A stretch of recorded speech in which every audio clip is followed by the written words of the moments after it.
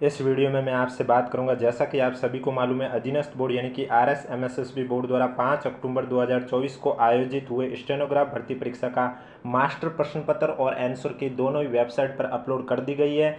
PDF आपको हमारे Telegram channel पर देखने को मिलेगी, जिसका लिंक नीचे डिस्क्रिप्शन में दिया हुआ है। अगर अभी तक आपने ज्वाइन नहीं किया है तो आप जाके ज्वाइन कर सकते हो। तो चलिए, इस वीडियो में मैं आपसे बात करूंगा कि आपको प्रश्नों पर आपत्ति कब दर्ज करनी है, वो कैसे दर्ज करनी है, उसके बारे में चर्चा करूंगा। और जैसे ही लिंक एक्टिव होगा, मैं आपको इस यूट्यूब चैनल पर स्टेप बाय स्टेप प्रोसेस करके बताऊंगा कि किस तरह से आपको आपत्ति दर्ज करनी है। इसलिए चैनल जरूर सब्सक्राइब करें, नोटिफिकेशन भी ऑन रखिए, ताकि जब भी मैं स्टेनोग्राफ भर्ती परीक्षा से जुड़ी छोटी से छोटी या बड़ी से बड़ी कोई भी अपडेट लेके आऊँ, सबसे पहले आपके पास पहुंचे। तो चलिए वीडियो स्टार्ट करते हैं। वीडियो स्टार्ट करने से पहले एक बार वीडियो को लाइक कर लीजिए और चैनल जरूर सब्सक्राइब कर लीजिए। तो आप देख सकते हैं, बोर्ड द्वारा दिनांक 5 अक्टूबर 2024 को आयोजित हुए शीघ्र लिपिक निजी सहायक ग्रेड सेकंड संयुक्त सीधी भर्ती 2024 के प्रथम प्रश्न पत्र और द्वितीय प्रश्न पत्र का मास्टर प्रश्न पत्र और उसकी प्रारंभिक उत्तर कुंजी बोर्ड की वेबसाइट पर जारी कर दी गई है। यानी कि 5 अक्टूबर को जो आपका स्टेनोग्राफ भर्ती परीक्षा आयोजित की गई है, उसके दोनों पेपर फर्स्ट और पेपर सेकंड, दोनों के मास्टर प्रश्न पत्र और आंसर की बोर्ड की वेबसाइट पर अपलोड कर दी गई है। आपको नहीं मिल रही है तो उसकी PDF आपको हमारे टेलीग्राम चैनल पर देखने को मिलेगी, जिसका लिंक नीचे डिस्क्रिप्शन में दिया हुआ है। यदि किसी परीक्षार्थी को प्रश्न पत्र में सम्मिलित किसी भी प्रश्न या उसके उत्तर के संबंध में कोई आपत्ति हो, तो निर्धारित शुल्क के साथ दिनांक 8 नवंबर 2024 समय 12:01 से लेकर दिनांक 10 नवंबर 2024 समय 11:59 बजे तक अपनी ऑनलाइन आपत्ति बोर्ड की वेबसाइट पर दर्ज करवा सकते हैं।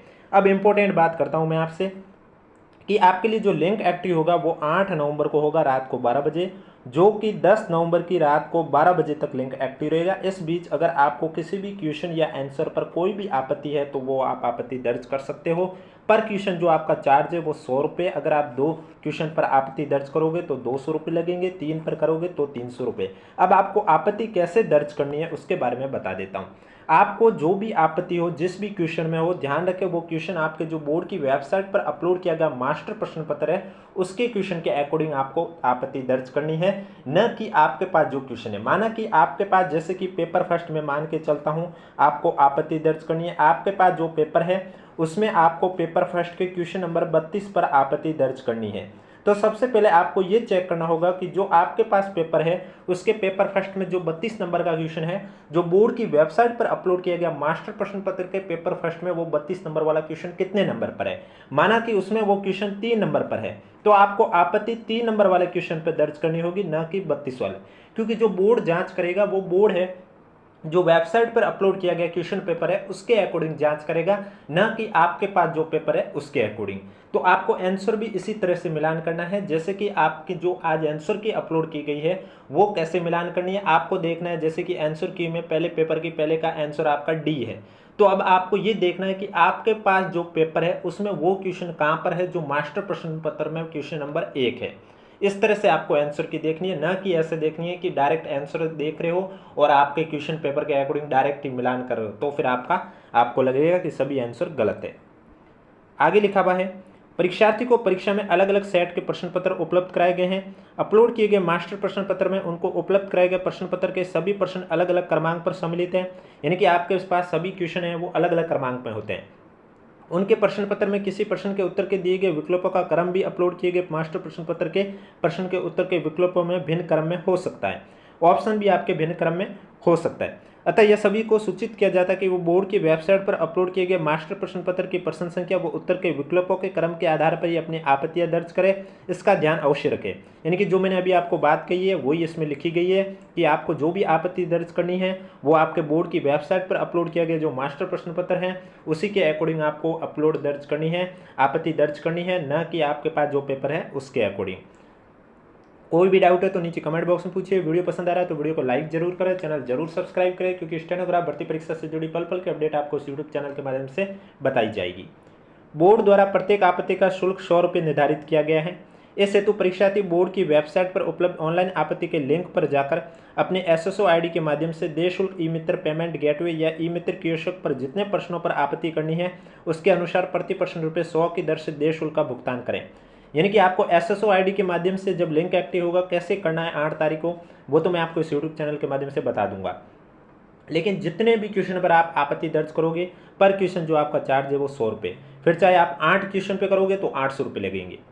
भुगतान के लिए सर्विस चार्जेज ई मित्र द्वारा अलग से वसूल किया जाएगा। अगर आप किसी ई मित्र वाले के पास जाकर अगर आपत्ति दर्ज कर रहे हो तो ई मित्र वाला अपना जो सर्विस चार्ज है वो अलग से लेगा। शुल्क के अभाव में आपत्तियां स्वीकार नहीं की जाएगी, यानी कि आपने जो आपत्ति तो दर्ज कर ली, लेकिन जो जैसे कि आपने एक क्वेश्चन पर आपत्ति लगाई है और उसमें आपने आपत्ति लगवा दी लेकिन आपने पेमेंट नहीं किया, तो वो आपकी आपत्ति है वो स्वीकार नहीं की जाएगी। जब तक पेमेंट सक्सेसफुल नहीं होगा तब तक आपत्ति है वो स्वीकार नहीं की जाएगी। ऑनलाइन आपत्ति का लिंक केवल दिनांक 8 नवंबर 2024 की रात को 12:01 से लेकर दिनांक 10 नवंबर 2024 की रात को 11:59 तक ही उपलब्ध रहेगा। उसके बाद लिंक है वो निष्क्रिय हो जाएगा। अन्य किसी माध्यम से या निर्धारित तिथि के बाद भेजी गई आपत्तियां स्वीकार नहीं की जाएगी। यानी कि 10 तारीख को जैसी लिंक निष्क्रिय होगा उसके बाद किसी भी आधार पर आप आपत्ति दर्ज करोगे वो स्वीकार नहीं होगी, चाहे आप ऑफलाइन भी जाकर भेजोगे तो भी वो आपकी स्वीकार नहीं होगी। इसलिए अगर आपको आपत्ति दर्ज करनी है तो आपका जो लिंक है वो 8 नवंबर की रात को 12 बजे एक्टिव होगा, जो कि 10 नवंबर की रात को 11:59 तक एक्टिव रहेगा। 3 दिन के बीच में आप कभी भी किसी भी क्वेश्चन पर आपत्ति दर्ज करनी है तो वो आप कर सकते हो। आपत्तियां केवल एक बार ही ली जाएगी। आपत्तियों के लिए पोर्टल पर स्टैंडर्ड ऑथेंटिक पुस्तकों के प्रमाण ही ऑनलाइन संलग्न करें। अब मैं आपको बताऊंगा कि आपको आपत्ति दर्ज करते समय किन बातों का ध्यान रखना है, यानी कि कैसे आपको आपत्ति दर्ज करनी है। उससे पहले वीडियो को लाइक नहीं किया तो एक बार वीडियो को लाइक कर लीजिए और चैनल जरूर सब्सक्राइब कर लीजिए। तो आपत्ति के लिए पोर्टल पर स्टैंडर्ड ऑथेंटिक, यानी कि आप जिस भी बुक का प्रूफ दे रहे हो वो बुक है आपकी जो स्टैंडर्ड ऑथेंटिक होनी चाहिए। ऐसे प्रमाण के प्रत्येक पृष्ठ पर अपना रोल नंबर, संबंधित प्रश्न की क्रम संख्या लिखकर ही अपलोड करें। यानी कि आप जिस भी क्वेश्चन पर आपत्ति दर्ज कर रहे हो और आपको जिस भी स्टैंडर्ड ऑथेंटिक बुक से वो प्रूफ मिला है तो उस पेज का फोटो खींचने के बाद आपको उस पेज पर क्या करना होगा, फोटो खींचने से पहले आपको प्रत्येक पृष्ठ पर अपना रोल नंबर लिखना होगा, संबंधित प्रश्न की क्रम संख्या, यानी कि आपने मास्टर प्रश्न पत्र का कौन से क्वेश्चन पर आपत्ति दर्ज की है वो क्वेश्चन का क्रम संख्या भी लिखना होगा। संदर्भ में आपको पुस्तक का नाम भी लिखना होगा, लेखक या लेखिका जो भी है उसका नाम लिखना होगा, प्रकाशक का नाम भी लिखना होगा, पुस्तक कौन से एडिशन की है, संस्करण वर्ष भी लिखना होगा और पृष्ठ संख्या कौन सा है वो भी आपको लिखा जाना आवश्यक है। वांछित प्रमाण पत्र संलग्न नहीं होने की स्थिति में आपत्तियों पर विचार नहीं किया जाएगा। अगर आपने ये सभी चीज़ें नहीं लिखी है, डायरेक्ट पेज ही अपलोड कर दिया तो आपकी आपत्ति पर विचार भी नहीं किया जाएगा, क्योंकि जब आप प्रूफ दोगे तो वो भी आगे चेक करेंगे कि ये प्रूफ सही है या नहीं। तो उसके लिए आपको क्या क्या देखना होगा, आपको रोल नंबर देने होंगे, क्वेश्चन नंबर की संख्या देना होगा, लेखक का नाम देना होगा, प्रकाशक का नाम होगा, ऑथेंटिक बुक का नाम, संस्करण वर्ष, पृष्ठ संख्या, ये सभी उस पेज पर आपको लिखना कंपलसरी है। यदि किसी अभ्यर्थी द्वारा ऑनलाइन आपत्ति दर्ज करते समय साक्ष्य के मूल कंटेंट में कूट रचना कर अपलोड किया जाता है तो ऐसे अभ्यर्थी के विरुद्ध बोर्ड के विनियमों के अंतर्गत कार्यवाही या आपराधिक प्रकरण दर्ज करने की कार्यवाही की जाएगी। अगर आपने किसी भी ओरिजिनल कंटेंट के साथ छेड़छाड़ करके अपलोड किया है प्रूफ तो आपके खिलाफ कार्यवाही भी की जा सकती है। जैसे कि आपने देखा होगा सूचना सहायक भर्ती परीक्षा में भी ऐसा हुआ था।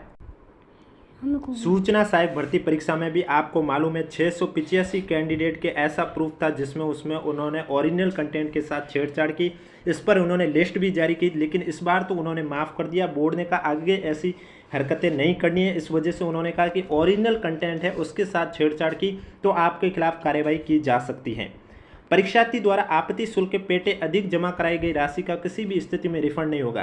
यानी कि अगर आप ज़्यादा क्वेश्चन पर आपत्ति दर्ज करोगे तो ऐसा बिल्कुल नहीं है कि आपको रिफंड मिलेगा। रिफंड किसी भी स्थिति में आपको नहीं मिलेगा। अतः आवश्यकता अनुसार ही शुल्क जमा कराएं और जिन क्वेश्चन पर आपको लगे उन्हीं पर आप आपत्ति दर्ज करें। तो यही थी इंपॉर्टेंट बात। जैसे कि आप सभी को मालूम है, मैंने आपको पहले भी बताया है, 8 नवंबर से लेकर 10 नवंबर के बीच में आपके पास समय है। इसके बाद आपको मौका नहीं दिया जाएगा आपत्ति के दर्ज करने का। पर क्वेश्चन जो चार्ज है वो 100 रुपये है, ये बात ध्यान रखनी है। तीसरी बात आपको ये ध्यान रखनी है कि जो भी आप पेज दे रहे हो प्रूफ के तौर पर, उस पेज पर आपको अपना रोल नंबर लिखना है, प्रश्न का नंबर लिखना है, लेखक का नाम, पुस्तक का नाम, प्रकाशक का नाम, एडिशन लिखना है, पृष्ठ संख्या, ये सभी चीज़ें लिखनी है। और इसके अलावा मैं आपको बता देता हूँ कि आपको वापस से मौका नहीं दिया जाएगा, इसलिए ये ध्यान रखना है कि जो भी क्वेश्चन आप आपत्ति दर्ज कर रहे हो वो क्वेश्चन आपकी जो बोर्ड की वेबसाइट पर अपलोड किया गया क्वेश्चन पेपर है उसी के अकॉर्डिंग आपको आपत्ति दर्ज करनी है, न कि आपके पास जो क्वेश्चन पेपर है उसके अकॉर्डिंग। तो जो पेपर फर्स्ट और पेपर सेकंड है, दोनों पेपरों की प्रश्न संख्या यानी कि प्रश्न पत्र और आंसर की दोनों की पीडीएफ आपको हमारे टेलीग्राम चैनल पर देखने को मिलेगी, जिसका लिंक नीचे डिस्क्रिप्शन में दिया हुआ है। अगर अभी तक आपने ज्वाइन नहीं किया तो आप जाके ज्वाइन कर सकते हो। वीडियो पसंद आए तो वीडियो को लाइक करें, चैनल जरूर सब्सक्राइब करें, क्योंकि आपको इस यूट्यूब चैनल पर स्टेनोग्राफ भर्ती परीक्षा से जुड़ी पल पल की अपडेट दी जाएगी, फिर चाहे वो आपके अब रिजल्ट को लेकर हो, स्टेनो की टाइपिंग के लेकर हो या फिर आगे का जो भी प्रोसेस है उसको लेकर अपडेट हो।